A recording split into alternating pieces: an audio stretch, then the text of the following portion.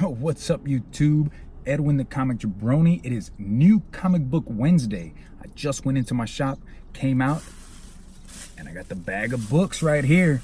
So stay tuned to see what I got, give you pickups, and give you reviews. All right, be back in 10 seconds. Peace.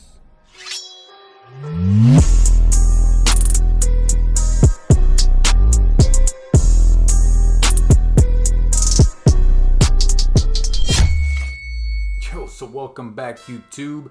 Like I said in that intro, today, 24th July, New Comic Book Day, went by, hoping to get my hands on some awesome books that came out today.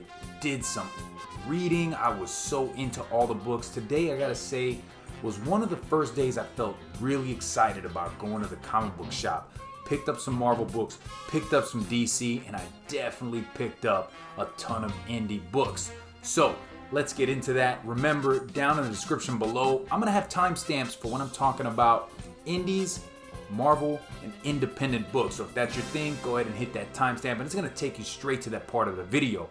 Remember as well, in the description, I'm gonna have the link to my storefront on teespring.com where I have t-shirts, I'm gonna have socks, stickers, all sorts of stuff for your everyday comic jabroni needs. So without further ado, man, let's jump into the comic book day pickups and reviews.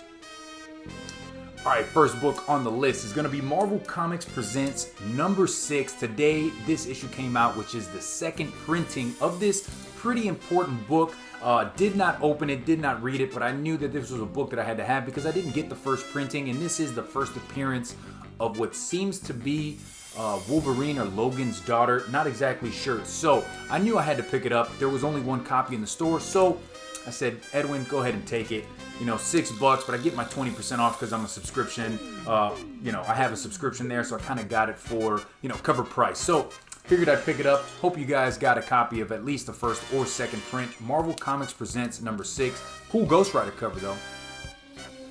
Alright guys, so next up on the list, we've got Jane Foster Valkyrie number 1. So after everything that happened in the War of the Realms, at the very end of that, in issue number 6, or it was the Omega, Jane Foster becomes the last of the Valkyries. They were all killed off in the War of the Realms, and Jane Foster becomes Valkyrie. So this first issue, really good issue. You do actually get the first appearance of some new villains.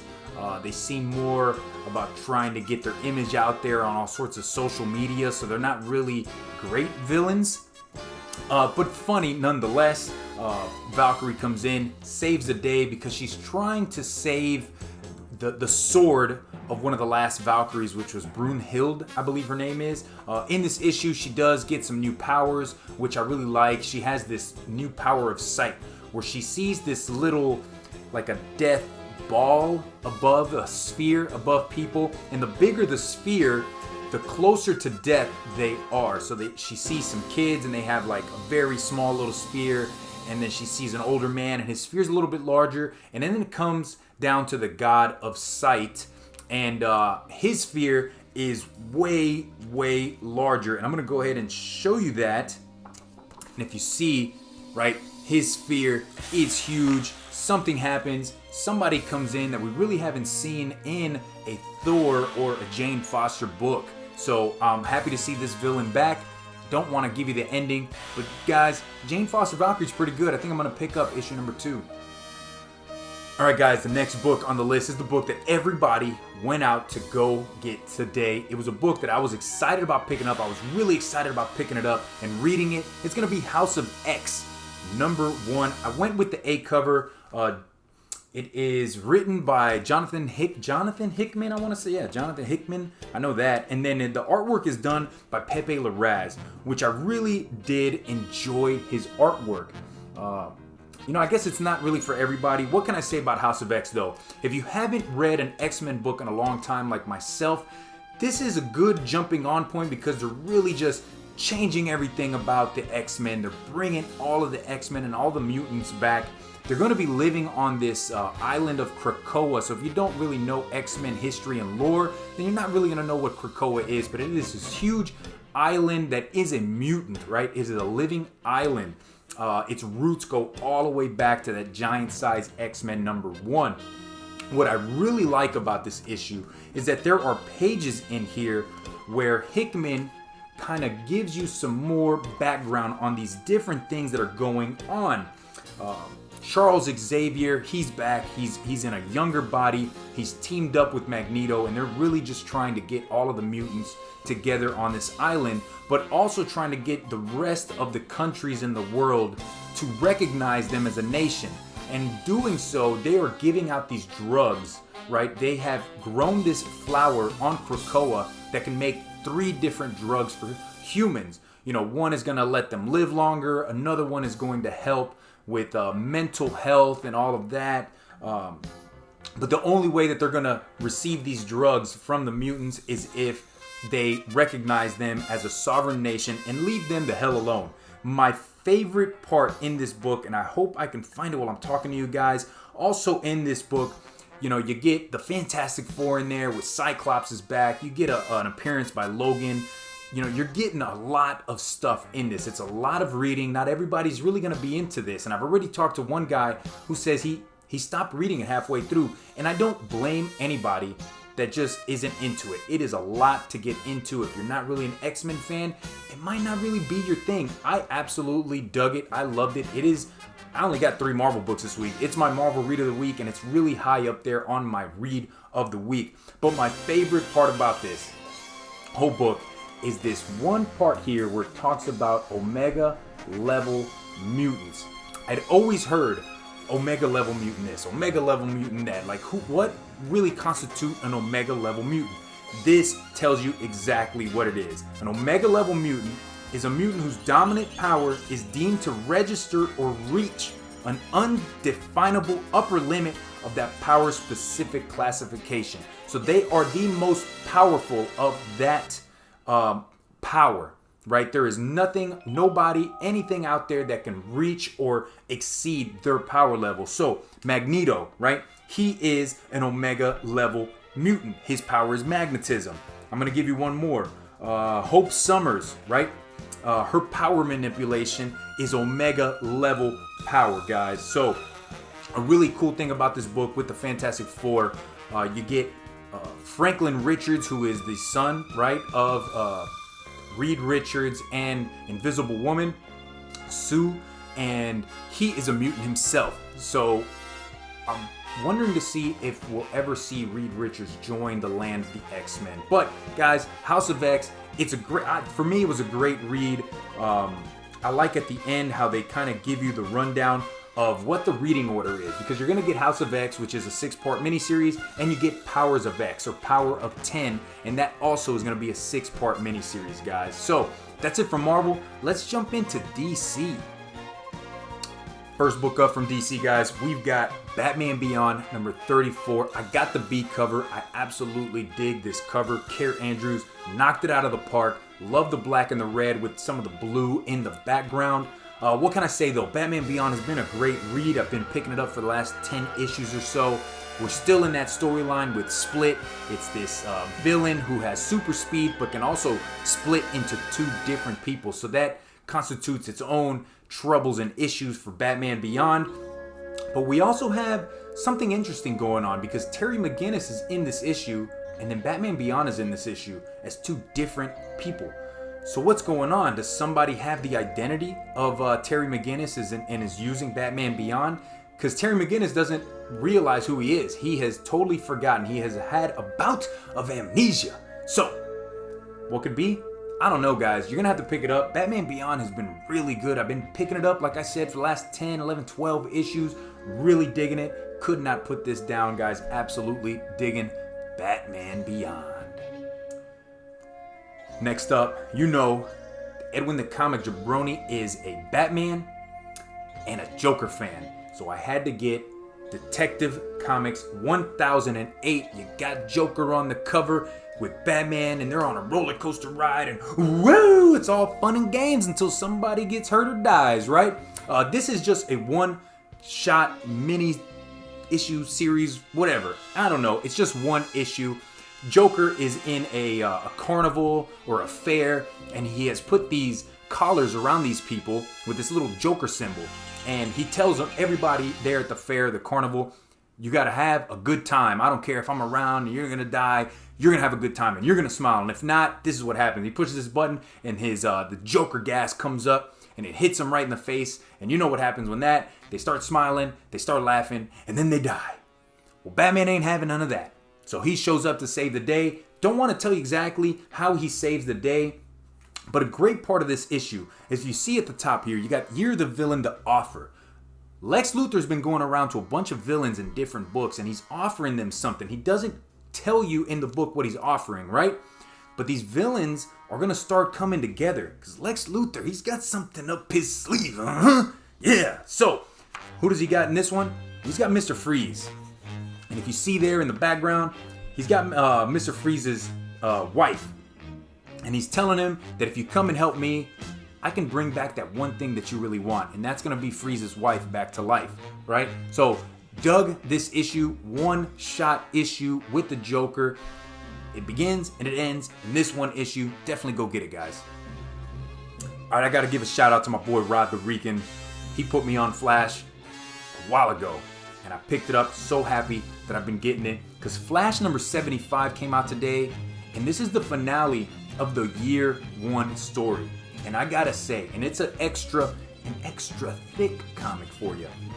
I gotta say, I absolutely enjoyed the way that they finished this year one story. And it goes right back to the present. Flash, Barry Allen.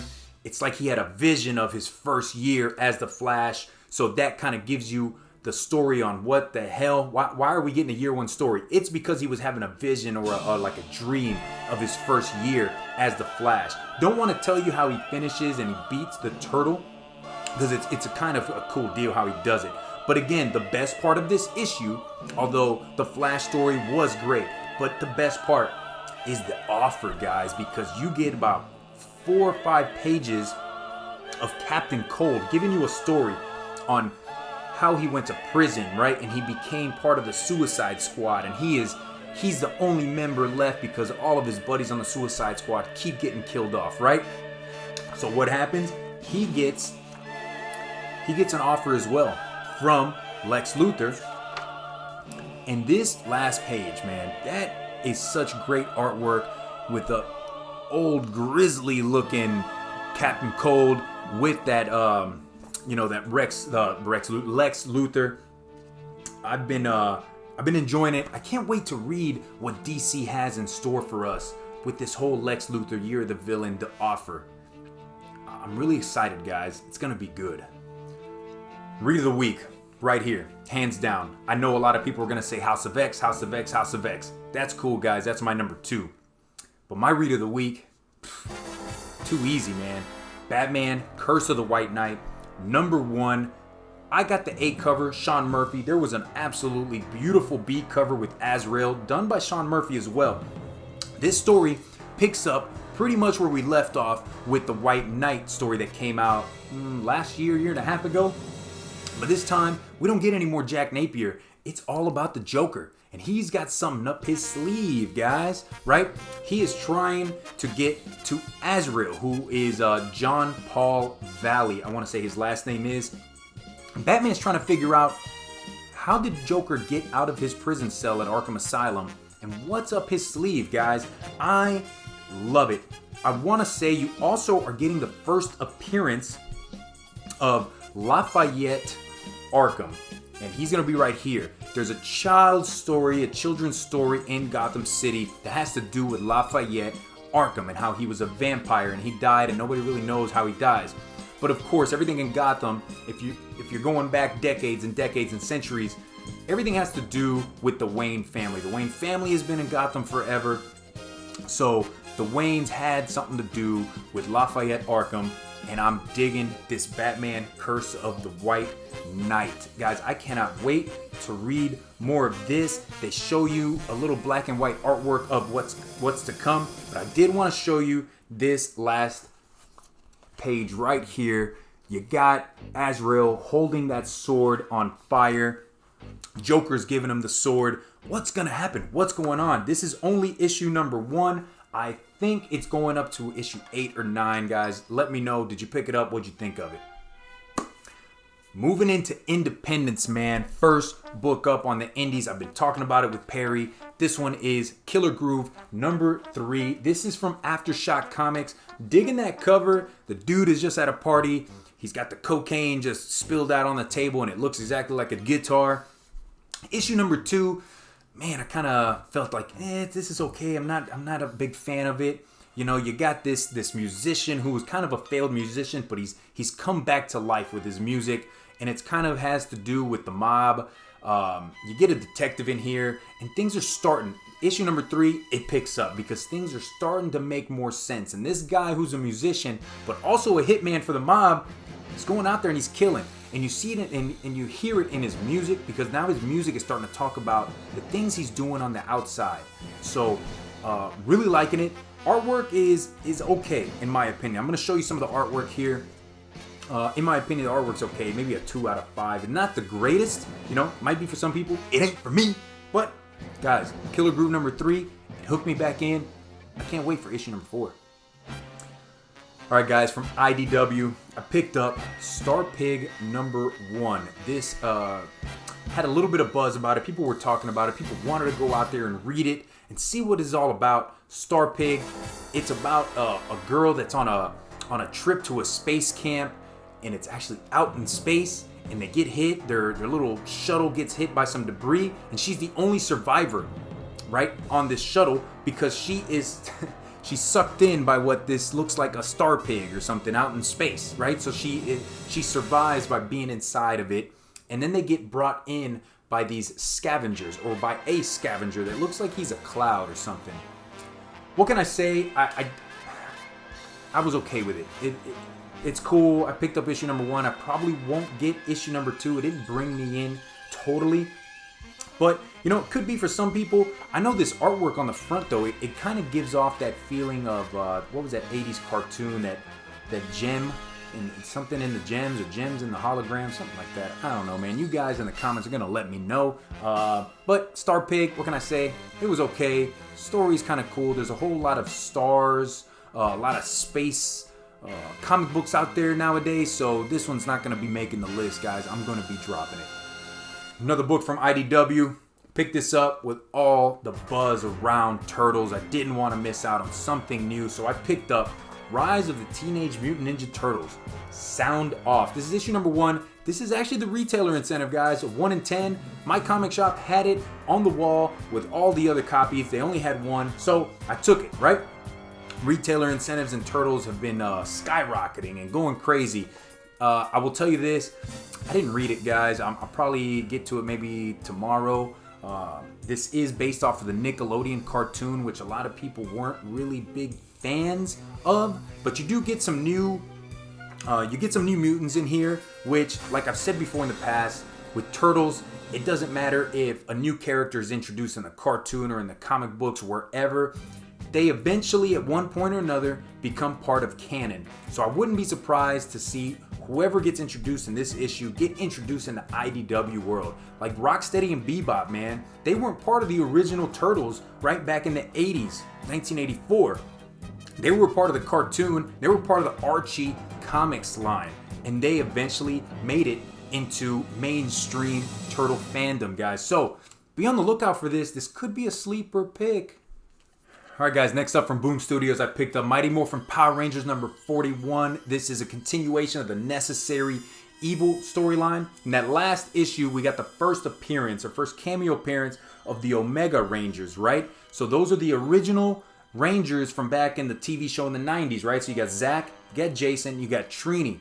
What is really cool is I remember from that cartoon, or from that TV show, that these 3 ended up leaving the show, and in the show they were said to have gone to Switzerland to do something.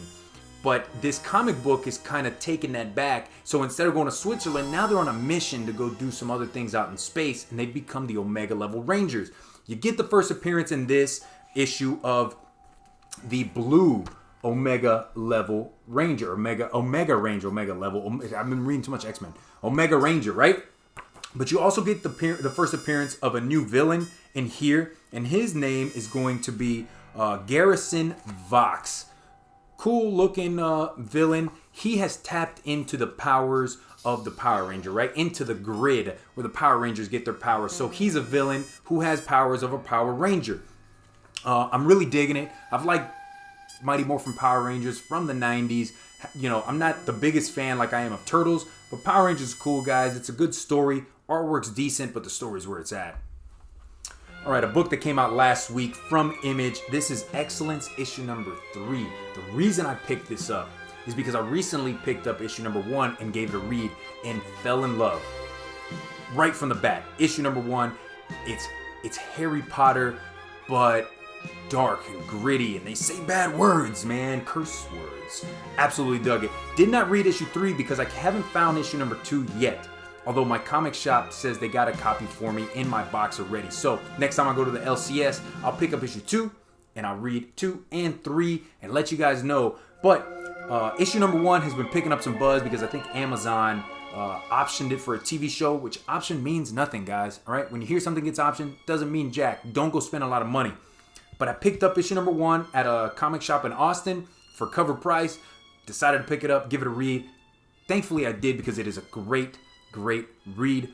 Artwork is amazing. That story is beautifully done. Can't wait to get into issue 2 and 3. Last up on the list, guys. Last one from Kevin Eastman Studios. I picked up Drawing Blood issue 2 and issue 3. I had to pick up 2 because it came out while I was gone in Kentucky for training. So I picked up 2. I picked up 3. Absolutely digging what Kevin Eastman is doing. This is a crime, comedy, drama story, and it's kind of based around Kevin Eastman's life and his creation of the Ninja Turtles, and you know how things might have fallen apart for him. And this follows this man book, right? And he created something like the Turtles did, right? He was a writer or a comic artist. They created the Ronin Ragdolls. He sold it off. He has no money left, so he's trying to make money some other ways, but he's going to these Comic Cons to sign stuff. Guys, this has been good. Really good. I absolutely dig the story. I love the artwork inside. I'm going to go ahead and show you some of this artwork. The artwork is actually done 3 different ways, right? You get the first part where it's just talking about, you know, it's the story. But then after that, it does these flashbacks. So if you see, that's done by Eastman. Absolutely digging that. And then as you continue on, he has these hallucinations of the ragdolls. And that is when the artwork changes up a little bit. And let me see if I can find some of these hallucinations. There might not be in this issue, might have been in issue number 2, but he's having hallucinations, so that's a totally different art style. Digging it, absolutely loving, guys. Kevin Eastman Studios, Drawing Blood, issue 2 and issue number 3. So that's all I got this week, guys. I hope you enjoyed the comic book pickups and review coming at you. What did I miss out on? What did you pick up that Edwin the Comic Jabroni just didn't have that cheddar to go and get, guys?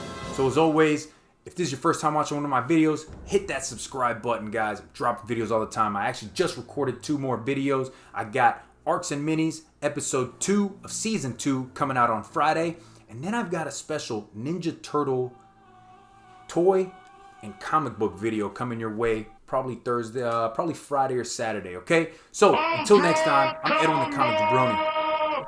Peace.